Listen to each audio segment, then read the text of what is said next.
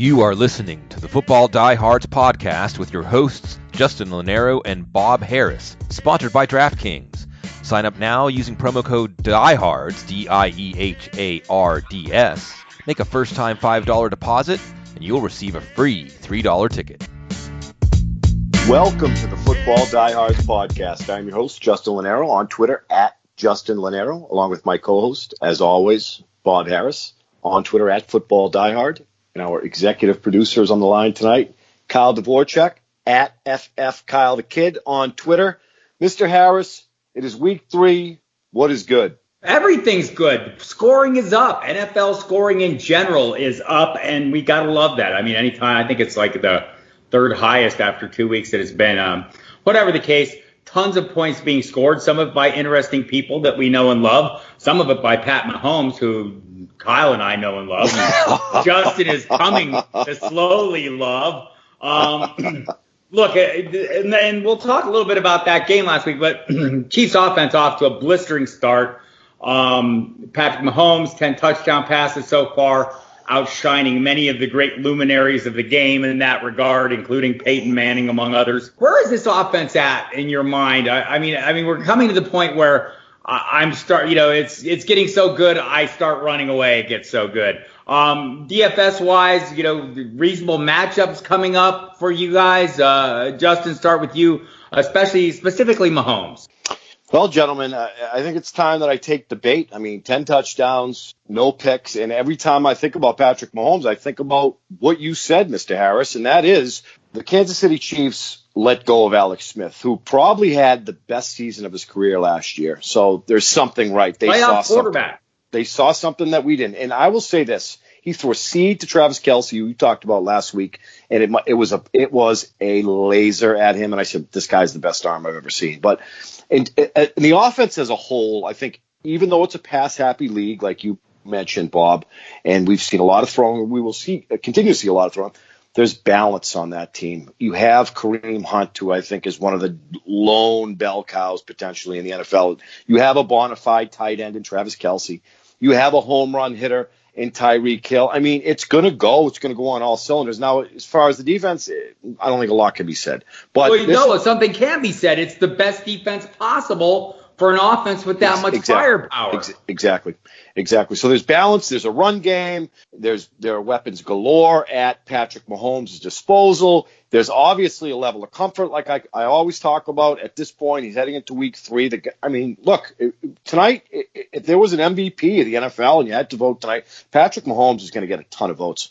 Yeah, they're not voting tonight, though. So here we go. Look at now, all of a sudden, I'm the guy backing off Mahomes, and Justin can't get enough. Funny how that works. Kyle, are we overlooking somebody who finally showed up last week in Sammy Watkins? I think at least moving forward, we have to at least expect more of this than before, because he did nothing before, and now we're getting something out of him. And we have believed up until this point that there was at least some talent lying underneath of moving from team to team, never finding a home. Will it be consistent? Probably not. I think the one thing we know with this team is we know Tyreek Hill is going to get his. Travis Kelce, as far as tight ends go, is going to be consistent, and Kareem Hunt's going to get the ball. Then it really comes down to, do we think they're going to hit the over this week? Is it going to be a smash game that we're stacking? And then you're looking to get at Sammy Watkins. I have a question for you, Bob. What is going on with Josh Gordon for your fantasy lineups? Because I think it'd be tough to expect him to pop off week 1, but this is as good as it gets, is it not? Yeah, I was doing the show Saturday night, and the news is breaking, and, listening to Mary Kay Cabot from the Plain Dealer talk to her a fair amount, and as we were kind of discussing the possibilities for him, touched on Dallas, touched on his desire to play in San Francisco. But the Patriots seem like the natural landing spot for any guy who's had issues, problems, whatever. I mean, culture changes people, and it can. The issue for anyone that shows up in New England is the same, though. I mean, Tom Brady has to trust you. And some guys he does, Randy Moss, some guys he doesn't, Chad Johnson. It doesn't always work. So he'll get a chance. He goes in there. If you believe the talent, look, if you have him on your rosters, keep him. You're not playing him this week. Give it a little time to breathe, see what happens. We've seen people get resurrected there before. Maybe it happens for him. The talent is, we've seen flashes of it. Haven't seen it sustained since his huge season, and that's been a few years. So I don't want to go overboard on this, but obviously a great landing spot for him. Yeah, there's no question about it. And they've had some duds like the Albert Haynesworths of the world that have not worked out. But I referred to it the other day on Twitter as reform school, and I think this is the last straw for Josh Gordon. That being said, Randy Moss had a revitalization of his career. Corey Dillon. Corey Dillon was the next guy I was going to talk about. This was a troubled man in Cincinnati. Great running back, bell cow running back, came to New England, and he was absolutely phenomenal. And even LeGarrette Blount a couple years ago. LeGarrette Blount is, we saw what he did at Oregon in that championship game, or might have been the whatever bowl it was. But LeGarrette Blount had a guy in Tampa Bay that was his personal alarm clock every morning. So there have been character issues with players coming to New England. And I think that Gordon, it's $750,000 if he plays a certain amount of games. It's a cheap investment. Bob Kraft knows what he's doing. And if it doesn't work out, it doesn't work out. There's not going to be a lot of – and we know, the three of us know, that it could easily not work out. I think as humans and as fans of the game, we want to see it work out because we saw what he did in 2013 in that 14-game season where he had back-to-back 200-yard games. Right. The key numbers there are 2013. It's been a while. It's been a minute for old Josh Gordon. Another guy that I think this week is of great interest, especially this week, but maybe beyond, is Ryan Fitzpatrick. It turns out he is the best quarterback ever to play the game, clearly.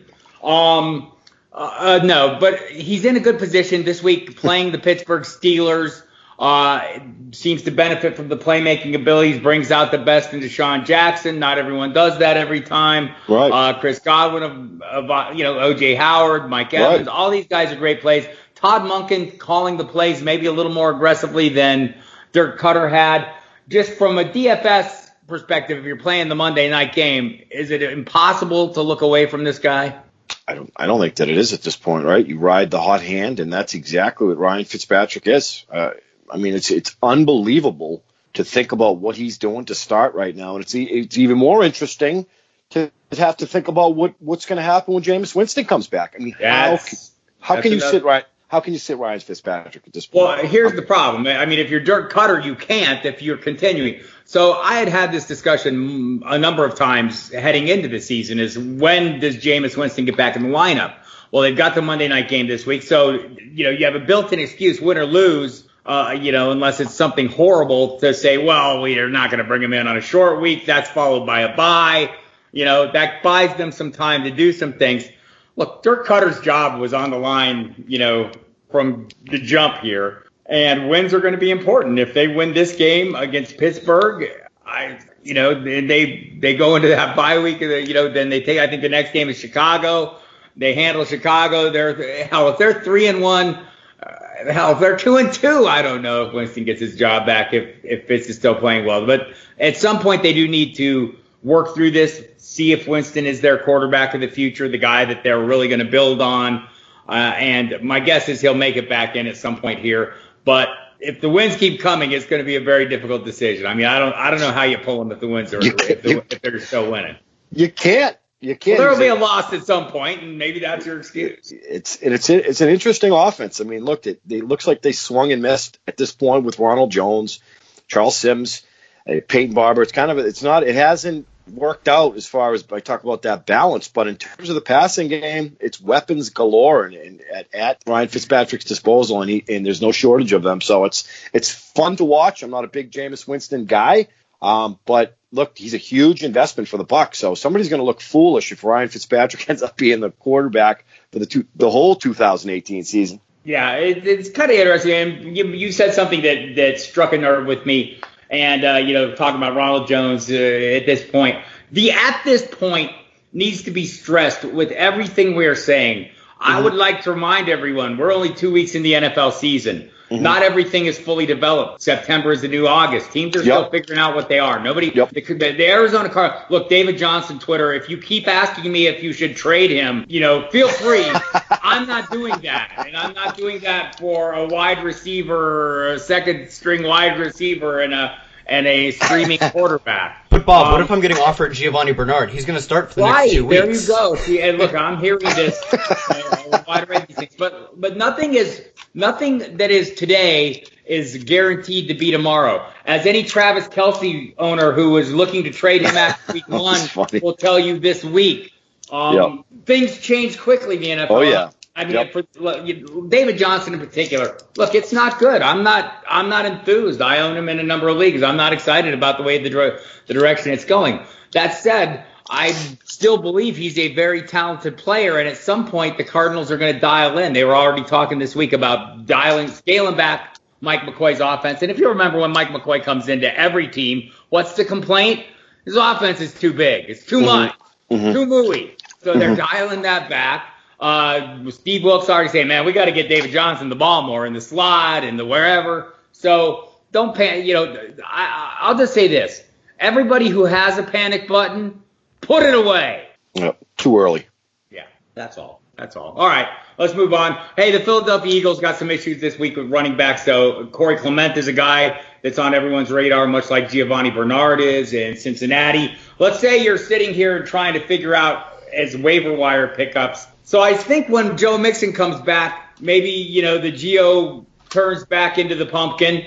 Maybe when Ajayi is fine, Corey Clement remains Corey Clement. Which one would you prefer? I mean, maybe not so much short-term, or maybe short-term and long-term. Kyle? I think both. I'll say short-term, give me Giovanni Bernard, because we've seen him do extremely well when given the opportunity. Last year, he played 2 games where Joe Mixon didn't play. In those games, he averaged 16 DraftKings points per game. He saw his carries more than double. He saw his targets almost double. So in the short term, take what you know, and we know that Giovanni Bernard will be used. But in the long term, I like Corey Clement because we've seen them at least not be willing to make Jay Ajayi their true bell cow back as of yet. That could leave some room for Corey Clement to at least work himself into the rotation more so once Jay Ajayi comes back. We don't know the extent entirely of the injury yet, but if he does come back in a few weeks, Corey Clement could still keep a role that is worthy of fantasy. He's a big guy, but he can still catch. That's PPR points right there. So long term, I guess, if you want to think about dynasty or who you want to pick up to make that playoff stretch, I know it's early, but start thinking about it. Corey Clement. But if you need a guy right now, if you were the guy who lost Joe Mixon, yeah, give me Giovanni Bernard. Yeah, I'm kind of with you there. Let's look at the Seattle backfield. I talked to Bob Condata, leading into last night's game. Chris Carson's it. He's the guy. Don't worry about what happened in Denver. It was high altitude. He pulled himself out. He's the guy. Last night we saw he was not the guy, and then we hear Pete Carroll telling us that it was because he was gassed because he played so much special teams. Well, he played 2 snaps of special teams. So I mean, there's more here to the story. Should Rashad Penny owners be taking heart right now? And if somebody in your league bailed on him, is it time to get in front of that? Or is the offensive line so miserable there, nobody should touch anybody with your 10-foot pole? Well, you were at the draft, Bob, in Dallas when everybody's jaw dropped when Rashad Penny was taken in the first round. I mean, without Russell Wilson, this is a bottom 5 NFL team, right? I mean, we knew Carson was going to be the guy for months, I feel. But I think it's time to see what Rashad Penny is. You've invested in him. You took a running back that early. Let's see what he is. I mean, this Chris Carson scenario, look, he's nothing more than a low-end flex play to me at this point going forward. Give Rashad Penny the football a ton. Let's see what this team is. We know they're not a playoff team. We know, obviously Doug Baldwin's going to come back. They're a terrible team. Remove Russell Wilson from that team, we're talking about a bottom 5 NFL team. So I think, if you're a Seahawks fan, you got to be discouraged right now as far as what you've seen from Penny in this backfield. But you want to see more of Penny. And look, Russell Wilson is a top 5 quarterback in the NFL, and without him, they're atrocious. Yeah, I don't disagree with that. Look, Russell Wilson he's been sacked 6 times in each of the first 2 games. Pretty tough defenses, though. Still has, 5 touchdowns? I mean, it hasn't been like a lost season yet, so I wouldn't just bail on him just yet. But, I mean, I think guys are going to be much more interested in playing other people there. So we mentioned the Cleveland with the Josh Gordon going. Let's look at the other side of that coin. You're right there in the neighborhood, Kyle. So is it as simple as saying Antonio Callaway, if you're looking for the high upside guy, the touchdown threat, and maybe if you're just looking for a floor, Rashard Higgins is a guy you could go for? Or is it just Callaway all the way for you? I mean, with my, mid-season waiver wire pickups with my fab budget, I'm not looking to get the floor of what Higgins will see of maybe 5 to 6 targets a game, peaking at 7 or 8. That floor is not as high as we might think. I'd rather try and find guys with good matchups. So I'm taking the ceiling all the way, and I do think maybe Higgins has some sort of floor and Callaway has the higher ceiling, but I wouldn't worry about the floor. Just go for the ceiling. We're not looking to come in 5th in our leagues. We're not looking to go out first in the playoffs. We're looking to win it all. So give me the ceiling. There is that dichotomy, but I only want the ceiling play. Justin, if somebody bailed on Duke Johnson there, is he a guy that helps, that's going to pick up the pace in your estimation? I mean, look, he got paid. We know they picked up Carlos Hyde. They drafted Chubb. Duke Johnson finished RB11 in PPR formats in 2017. It would behoove, and I always talk about Duke Johnson, even when we're not talking about Duke Johnson on this show. Every team wants a Duke Johnson. He's what the Pats are trying to do with Rex Burkhead, and you can line him up in different spots. He's a 60 reception running back, and I think a lot of their success, obviously, in the ground game has come from Isaiah Crowell the last couple of years, but Duke Johnson is the centerpiece of that backfield. It's week 3.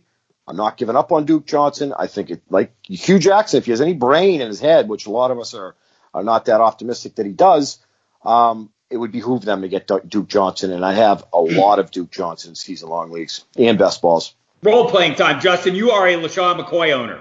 What are you going to do? Is it Ivory or is it Marcus Murphy? What do you do?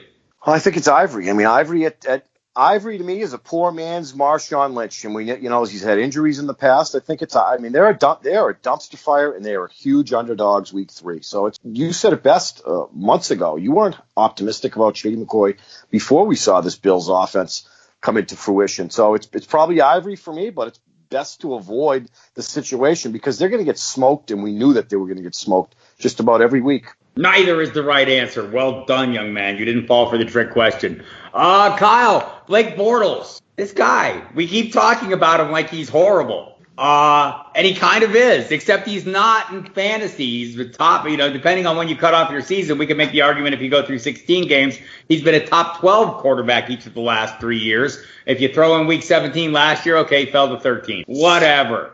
What are you going to do? We got a couple quarterbacks out there. Let's say Andy Dalton, Blake Bortles. Who are you picking up? I'll take Blake Bortles just because, like I said, we have that prior of him being a top 12, top 13, whatever quarterback for the past few years, especially if Leonard Fournette's dinged up, they're going to be forced to throw the ball more. I'm pretty sure they're like 4-0 when Leonard Fournette doesn't play, so it's good. Like, I don't want to say it's good for them when he doesn't play, but it maybe forces them to make better decisions. And this year, not only has he been the fantasy Blake Bortles we've always known, but he's actually looked good statistically and when you watch him play. So imagine Blake Bortles from the past years, but a little bit better. I'll take Blake Bortles. I don't blame you. Justin, is there a wide receiver there yet?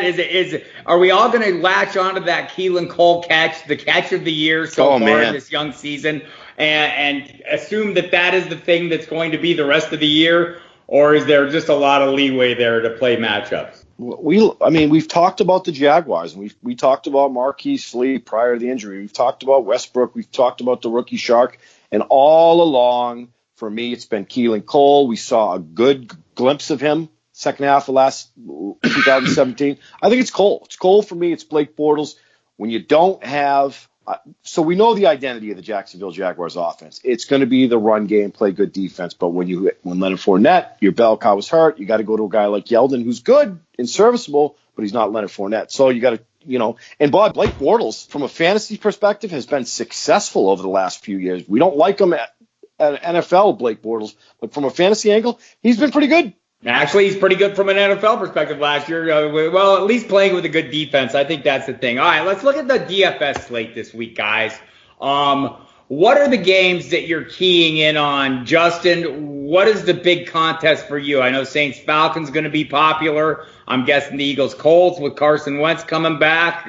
What's screaming at you this week? Well, I made one lineup so far. So obviously early in the week we record early, but when looking at the over-unders and the lines and so forth, the first game that I keyed in on was the Eagles-Colts game. Over-under 48. The Eagles are a 6.5-point favorite. What is Carson Wentz at this point? We love Carson Wentz. It's his first game back. Has he healed properly? I want some of that game.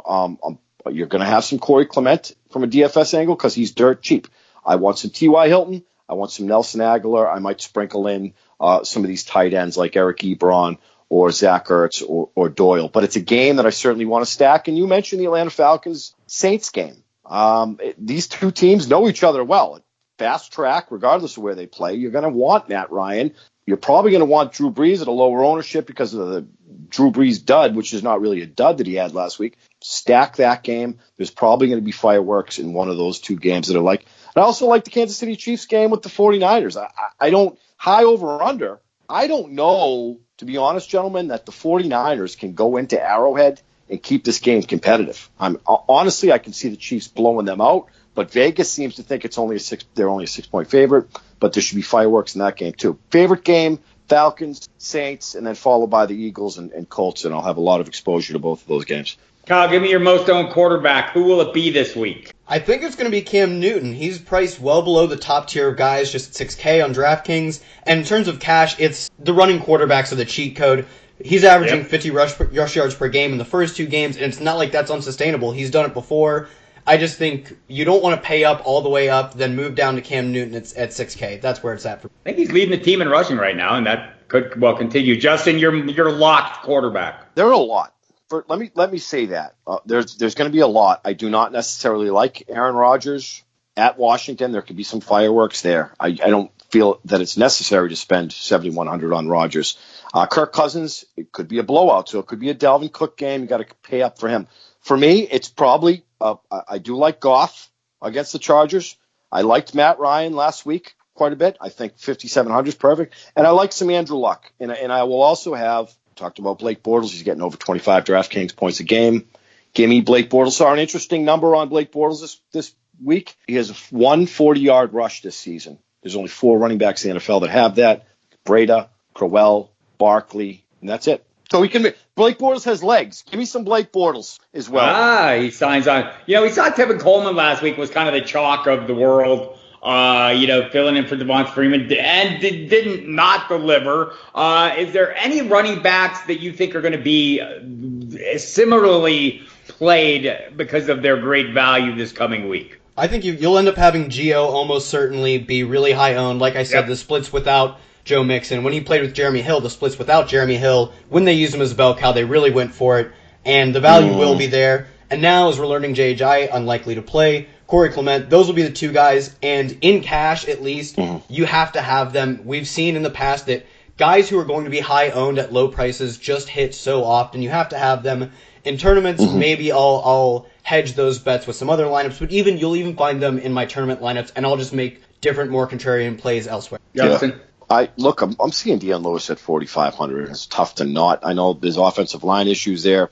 They don't. Getting better though. It sounds like they'll have at least their third teamer back. So way down. I'm right there, and I'm going to have Austin Eckler. He's 4,400, getting right up around 20 DraftKings points. I'm loving that. I don't know that I want to spend 5,900 on Gio Bernard against the Carolina run defense, who did pretty good against Zeke Elliott week 1. I'm looking, gentlemen, at Kareem Hunt at Arrowhead Stadium, $6K. You're getting a discount off of the elite, and I still think Kareem Hunt is among the elite in fantasy circles. A lot of people are going to gravitate towards Patrick Mahomes, Tyreek Hill. I think that it's going to be a Kareem Hunt at Arrowhead Stadium. You mentioned Tevin Coleman. I know you're not that keen on him. Going to be fireworks in that game. He seems to be priced appropriately, I should say. Again, we know it's an audition contract year for Tevin Coleman, and I will say this. Give me some Chris Thompson, 6,300. I'm fine with him. I think Chris Thompson, had he not gotten hurt last year, was a top 10 running back in fantasy circles. So I can't justify spending close to 10K on Alvin Kamara or even 92 on Gurley. There are some middle ground running backs that I will have exposure to for certain. And like I said, Thompson is probably at the top of that list, and definitely Kareem Hunt, because we know what Kareem Hunt's ceiling is, and I'm going to take a discount close to 4K off of a player like Kamara or Gurley. Kyle, you'll be chasing the Breida points, and what is the price? I mean, I'll definitely be chasing the Matt Breida points this week, just because in tournaments, at least, I don't think he has the volume to be a cash play, but in tournaments, I'll at least have some lineups in him, because you need to get in on this game. It should have, I believe it has the highest total of the week. Right now at 56, it's already gone up a point. And I think one of the ways to attack any game with Patrick Mahomes in it is to find ways to get Kansas City players while making pivots elsewhere. Last week, the pivots could be made by getting to Sammy Watkins over, I don't want to say over Antonio Brown, but if you decided to fade Antonio Brown in that week, or if you decide to go with Sammy Watkins, that's how your lineup's cashed. So I don't think you run away from the games that are going to be helmed by Patrick Mahomes scoring 3 or 4 touchdowns. You just find interesting ways to attack them, and Matt Breida could definitely be one of those plays, and it sure as hell is now for me. Wide receivers, I see this Minnesota-Buffalo game, and I think I want some Minnesota receivers. We got Adam Thielen leading the team in catches, yardage, targets. We've got Stephon Diggs putting up the touchdown totals. We're going against the Buffalo defense so bad that Vontae Davis had to walk out the door at halftime. That's bad. What are you guys doing Minnesota receivers, Justin? How are they looking to you? The points have to come from somewhere, and Vegas has them close to a 17-point dog. I'm looking at it right now, 16.5 points. I think it would behoove you to have some Kirk Cousins, Diggs, and maybe even Adam Thielen. They're kissing 8K, and I don't know that I'm going to go near Adam Thielen or Diggs when I can spend the same amount for Julio Jones at home against the New Orleans Saints. So it's kind of a game of eeny, meeny, miny, mo with Thielen and Diggs. I don't know that they can sustain both, excelling in the same game, but the points have to come from somewhere. I think a lot of people will gravitate towards those two, where we have yet to see what Dalvin Cook is in 2018. Could be a good game to have Dalvin Cook. The points have to come from somewhere.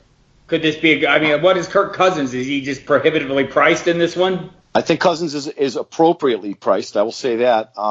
It's like I said, when I'm looking at quarterbacks, it's obviously early in the week. He's third below Rodgers and Patrick Mahomes. So pretty expensive. Yeah, he's 6,800, but you're getting close to 30 DraftKings points every week when you play him. Mahomes is right around 35.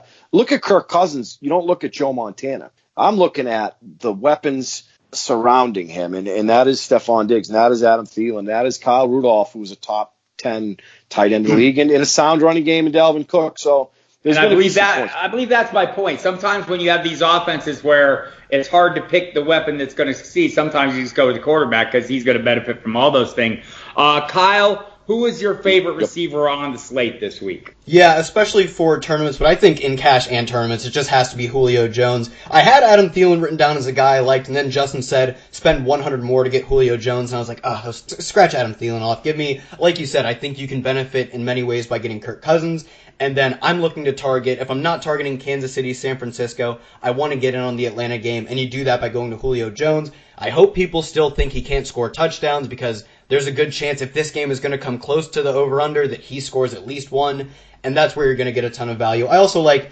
Justin said, getting T.Y. Hilton. I think they could just be in a load of negative game script, and he can get a lot of targets. Interesting. And I guess, if Justin, just, for value, in terms of value, who's your top receiver? Who's in there that's going to give you some flexibility at the other positions? Our industry colleague, Pat Thorman, said that on paper, Emmanuel Sanders might have the best matchup this week at Baltimore.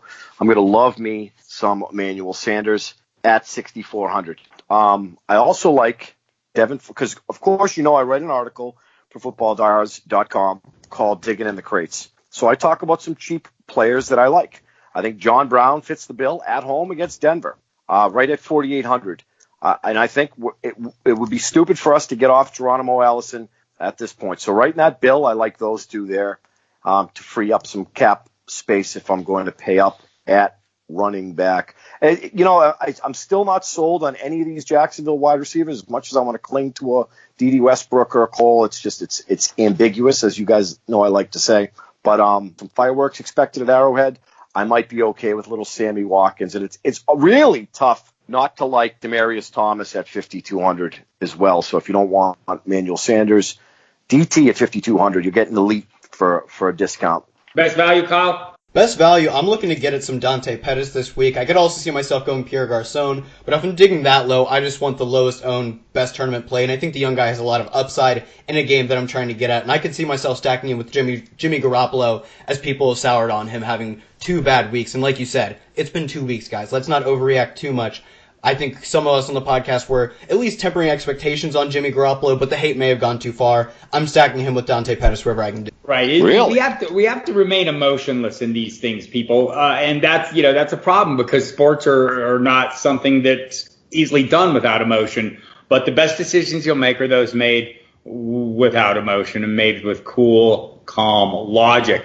Let's go to the tight end. The sea of mediocrity. Justin, dive in. Who you got?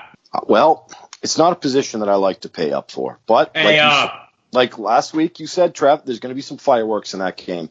So I'm going to take some Travis Kelce at 6,700. People were off him too prematurely. I don't necessarily agree with that, and I agreed with you last week when we were talking about Kelce. Certainly. I'm not going to get off Eric Ebron at this point. 3,400, he's scored, and he's not a guy historically that scores a ton of touchdowns, but there's some type of rapport going on with Andrew Luck. It's only a matter of time until I think that Jack Doyle does his Jack Doyle thing. But, Kyle, you mentioned Will Dissly last week.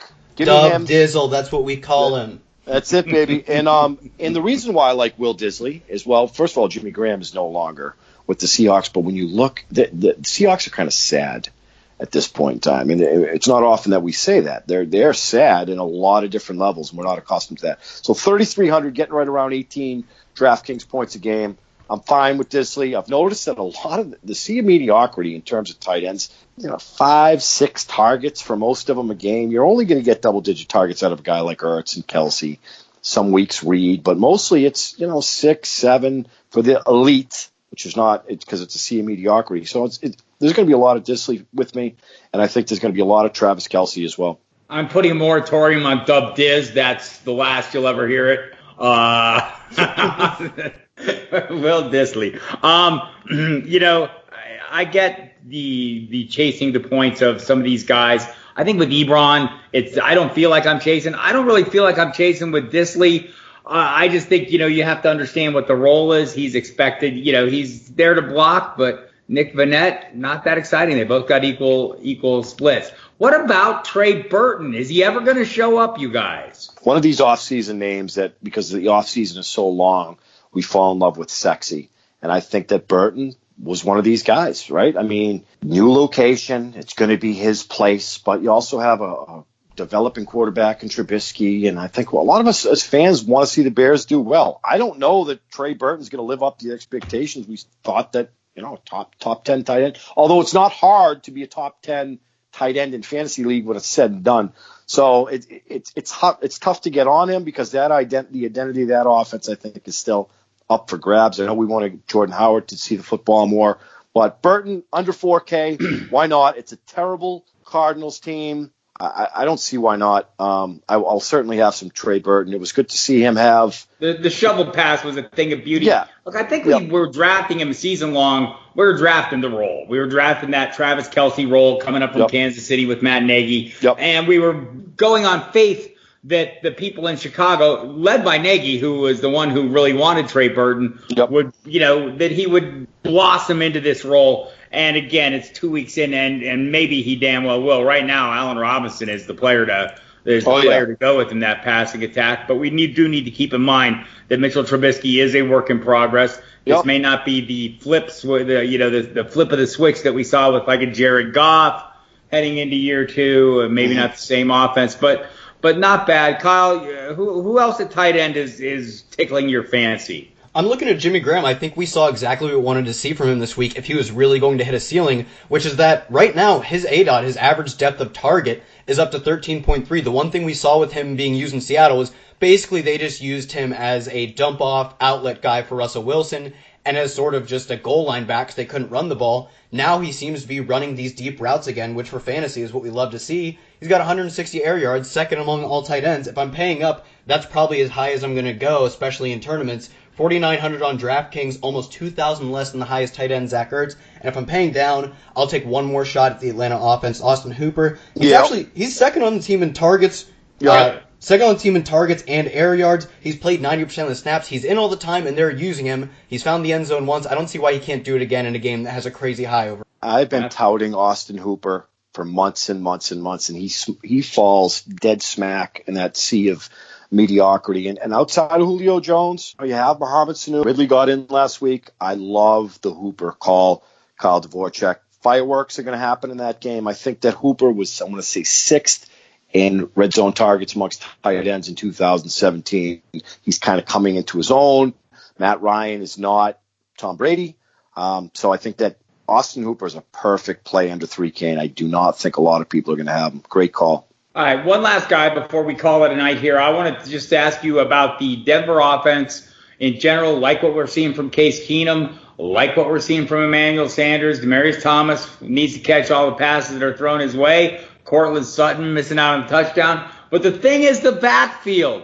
Are we believing in Phillip Lindsay? Or are we believing that the Royce Freeman train is just slow to get rolling? I would say you don't necessarily have to believe in either. You can just avoid it and look at the passing game. If you want to go somewhere, I would still take on Royce Freeman. He's the one who is more likely to push in those short yardage touchdowns because of his size. In PPR leagues, Phillip Lindsay, totally worth a pickup, not dogging what he's been doing, but just the volume alone makes it hard to decide who you want to play. I would rather take the guy who I think will get volume in the long run, Royce Freeman, or just avoid it altogether. Justin, I like the way you think, young man. Justin, disabuse me of that notion, if you will. Did we talk about Lindsay all year long, all offseason? I mean, we were talking, it was Booker, and then it was Freeman. Lindsay started to generate a little buzz the last couple weeks, but really the coaching staff was more talking Booker and throwing that out there. So you're right. I mean, there was not a lot of Lindsay talk. A local boy made good, and is just killing it right now. I mean, Matt Braid is leading the league in rushing, but Lindsay, in terms of all-purpose yards, is killing it. So, Justin, are you believing or not? No, I mean, I would agree with Kyle. I mean, I think it's one of these situations where you just best suits you to avoid it until you get some more clarity. I mean, if you were to ask the three of us and have us bet our savings, given that we talked to Brad Evans a ton, and it's going to be Royce Freeman's backfield undeniably, and now it looks like a 50-50. So instead of playing eeny, meeny, miny, mo, I just avoid it until there's more clarity. There we have it, fellas. I think we've run through everything in a delightful way. Everyone's going to be very excited for this week's games, as always. Again, I loved some of the games that you guys like as well. I like the Saints-Falcons as much as I like the Eagles and Colts. I'm liking the Vikings an awful lot. Be interested to see some of these other games. I think the Bengals offense going against the Panthers defense, that should be a pretty interesting game. And we'll see if the Giants, if the Giants can take any solace in anything, it's the fact that the Houston Texans did not destroy a toothless offensive line of the Tennessee Titans and make good on the $3,800 I paid in almost every lineup I owned last week. Way to go, Texans. Yeah, two more players I'm going to throw out there because we are recording. You mentioned, and I'm just doing more thinking about it. As you mentioned Thielen, you mentioned Diggs. I want to be on A.J. Green at Carolina. I'm not getting off him now. And I also want to be back on Amari Cooper. What he did against Denver, 6,600 with Cooper. Going to Miami, I think they both make fantastic tournament. Did you two want to talk about any defenses? I just talked about the one that irritated me last week, and so I have yet to figure out this one. What are your final thoughts, Kyle? I'm looking at, we talked about the Denver offense. While they have been able to put up some amount of points, they are undefeated right now. They've also thrown 4 picks, and that's a way to get scores as a defense. I'm looking at the Ravens. I'm looking at the Ravens defense right now. I think they've got a lot of talent in this team, and Case Keenum could give them the opportunity to do so. And right now, I think you have the Vikings up at 4,300 on DK, Jags at 4K, and then the Bears at 35. That's where almost the entirety of the ownership is going to go. I'd love to save some money and pivot to the Ravens. All right, there we have it, folks. And give me some of the Miami Dolphins at home against the Oakland Raiders. They're getting 13 points a game. I'm fine with that. They're cheap. I can't justify spending over 4K for a defense. I just cannot at this point in time. Yeah, we don't have that kind of 4K defense money. That is absurd. And with that, we can come to a close for the week. If you want to find all of your Diehards Pod updates, follow us on Twitter. Find Bob at Football Diehard, Justin Lonero at Justin Lonero, and myself at FF Kyle the Kid. Thanks for tuning in.